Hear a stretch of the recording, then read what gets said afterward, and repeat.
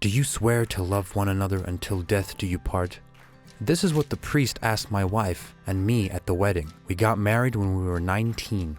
She said a confident yes, and in some ways, kept her word. She loved me to death, but I didn't die. My name is Stan. Ellie, who had been my girlfriend at the time, and I had been dating for 6 months. As I remember now, we met her at a party of our mutual friends. Ellie, as they said, immediately laid her eyes on me, and this was mutual. In general, I had no problems with girls, as well as with everything else. I was born into a wealthy family. My parents had their own business. At the age of 16, I was gifted with a cool car, which I drove to school. Thanks to my looks and a rather famous last name in my hometown, I was often invited to parties.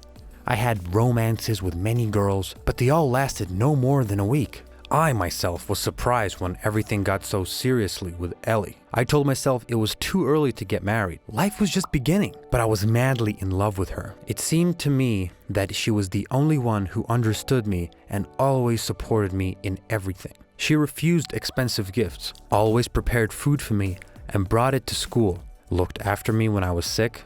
This made her different from the rest. We had a gorgeous wedding, lots of guests, an expensive restaurant, friends, gifts. We even invited celebrities. The wedding ceremony hit the covers of local glossy magazines. My Ellie was bathing in glory. After all the girls dreamed of taking a place in my heart, getting close with my family, and securing a reliable future for themselves. We lived happily for 2 months, and then a bad streak began in our lives. After my wife and I returned from our honeymoon trip, I felt bad unexpectedly. I attributed it to acclimatization, a change in climate, time zones, and so on. I decided to take a couple of days off to recover, but Ellie dragged me to the shops.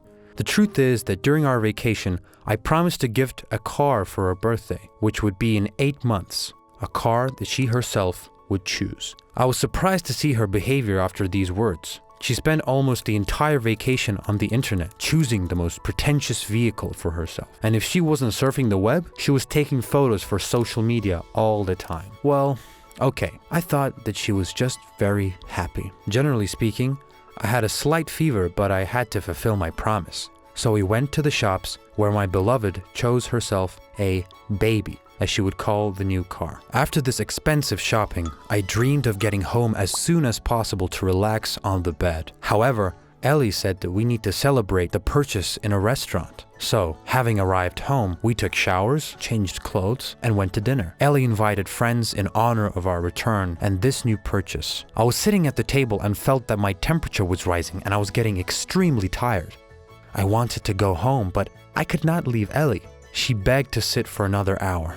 An hour later, my head was literally ready to burst. I apologized to our friends and took us home. Almost all night, I had a severe fever. I could not even get out of bed. My beloved wife was drunk from the alcohol and did not even wake up once during the night. Towards the morning, when the room brightened up, I noticed some red specks on my body and that my lymph nodes were huge. I wondered if it could be my throat that hurt. But why am I covered in red dots?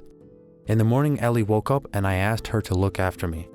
She was not very eager to do it, so she ordered me chicken soup from a cafe and started getting ready to go somewhere. To my question of where she was heading, she answered that tomorrow her friend Anna celebrated her birthday, so she needs to choose a gift. "If you get any worse, honey, call the doctor," she said. I was terribly angry at her. For almost half of the day, I lay like a log. It was painful for me to swallow, lie down. It was difficult to move. I was constantly feverish and did not know what to do and what medicines to take. After another hour, I could no longer stand it and called an ambulance. A team of doctors arrived and they measured my temperature. Then they said they were taking me to the hospital. I protested. "Just give me the flu medicine and that's it," I said. But the doctor wouldn't listen. She gave me a cold look and proceeded to ask what things to collect. Things? Will I be there for long or what? I barely spoke. She sat down on the bed. "I am a doctor and you are a patient. It is my duty to take you to the hospital now. It's in your best interest. Where is your wife? Call her or give me the number. I will call myself," she said. I called Ellie when I arrived at the hospital. She asked if everything was okay and promised to come as soon as she was free. My anger grew even more. The doctor saw this and asked for the phone number of my parents. We will now conduct several analyses. Where are your parents? She asked. They were far away for father's work. They left immediately after the wedding. I didn't want to drag them into this trifle, especially because they could find out about how my wife was hanging out everywhere, but not with me in the hospital. Until the very evening, I lay alone in the room. Sometimes the same doctor came to see me, checked the temperature, pressure, tried to feed me from a spoon, and still did not explain anything. Towards the night, my wife arrived and she brought with her excuses and nothing else. I did not want to listen to her. I felt even worse than the day before. The doctor escorted her out of the room and they were talking about something.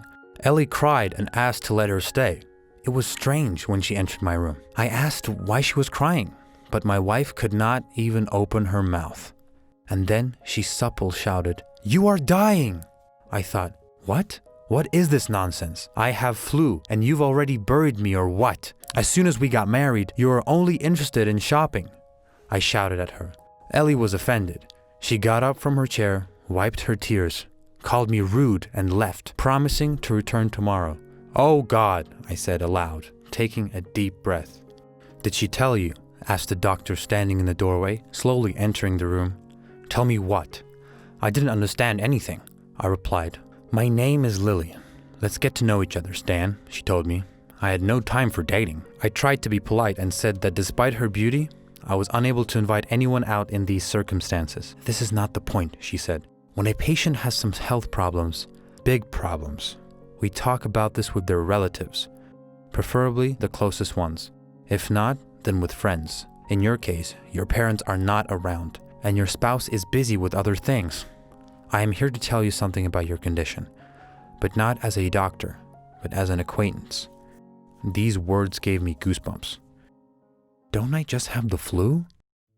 "You have suspicion of leukemia, blood cancer, but don't worry, you can be cured of it. Tomorrow we will..." She said something else, but I was paralyzed. Looked at her and started staring at the ceiling, no longer hearing her words. Am I dying? The thought was spinning in my head. Suddenly I felt fear. I felt scared for myself, for my parents, because I was the only son, fearing the unknown. What's on the other side? Where will I go? What will my funeral be like? Or maybe this is a joke, just a prank. Oh, how I wanted this to be a stupid prank. Lily saw my state. She asked if everything was all right with me, but I turned my face to the wall. Tears flowed from my eyes. I suddenly wanted to snuggle up to my mother, hug my parents tightly. Remembered how in childhood my mother healed all sorts of sores with just a kiss. I wished it was like that now. For a long time, I could not recover from the shock. That night, I did not sleep at all. The news that I was dying was firmly cemented in my mind. The next day, I called my parents nevertheless. Who knows how much I have left? I wanted to see them at last. The doctors took a bunch of tests from me, and the diagnosis was confirmed. I was sitting in a chair by the window when Lily told me about it. For some reason, she was also crying. And during those 2 days, I had already begun to accept the thought of the inevitable. My mother cried a lot when she heard about my condition. She and my father were looking for tickets for the next flight, but as luck would have it, everything was cancelled. In the country they stayed in, an emergency was declared. Any exit or entry was banned for some time. Everything was against me. I texted Ellie asking if she ever thought to visit. She arrived on the 3rd day, dressed in almost all black, with a friend under her arm. "So have you come to my funeral already?" I asked her rudely. Oh, how she pissed me off. But she still acted like a victim and ran away again, without even properly talking to me. Lily came to my room 10 times a day. She fed me, she gave me water, measured my blood pressure, and before the end of her shift, she would come to tell me stories of patients who fought the disease and survived. I didn't understand why she was so kind to me, but her support was the only one during that difficult period. Thanks to my wife, all my relatives found out about me. More precisely, about the impending death. They came in what seemed like small crowds every day, saying goodbyes and being sorry that my family would be left without an heir. Lily saw how tense I would get and sent everyone away. By the time I was prescribed chemotherapy, I no longer looked like the old Stan. I lost weight, there were dark circles under my eyes. It was difficult for me to walk and eat. I often vomited and did not want to talk to anyone. My parents were crazy about what was going on, and I was left alone. By this time, Ellie almost stopped coming, blaming me and using her victim status. I couldn't believe how much hypocrisy was around me. All everyone needed was my father's connections and money, and even Ellie was one of them. Before the first chemotherapy, I was very worried. I did not sleep all night again. Suddenly, a wave of emotions rolled over me. I was scared. What if I couldn't bear it? What if I die without even saying goodbye to my parents? The relatives didn't even bother calling again. Mom and Dad had been worried sick for the second month now, but still couldn't come. I was alone. Everything will be fine. I have seen many miracles. We have had many patients who survived.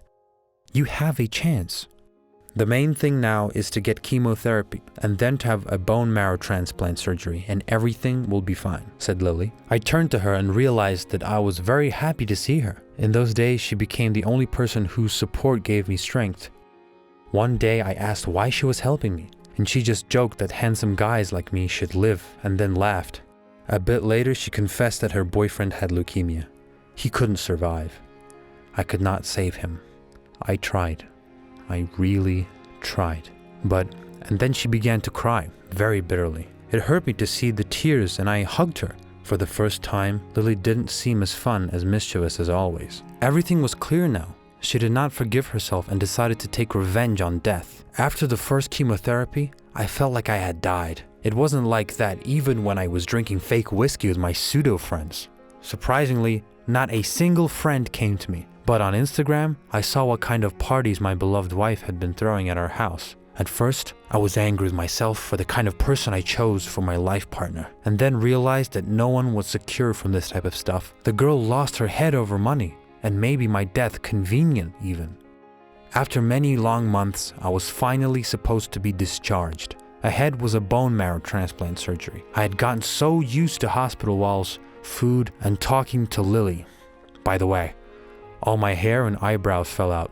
Now I look like a light bulb. When I packed up my things, I suddenly realized that I did not want to go home. Surely there was another party going on and no one was waiting for me. If you want, you can come to my place, Lily suggested. Without thinking for long, I agreed.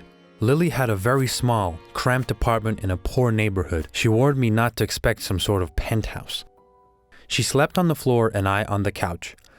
We lived like this for almost a month. Lee, as I called her, took leave from work, so she was with me every day. We cooked together, danced, drank wine, watched movies. I was grateful to her for everything. One night, I felt my body burning. It seemed as if a little longer and I would die. Suddenly, I started having seizures. Lily heard this and gave first aid. She quickly called the ambulance and I was again taken to the hospital.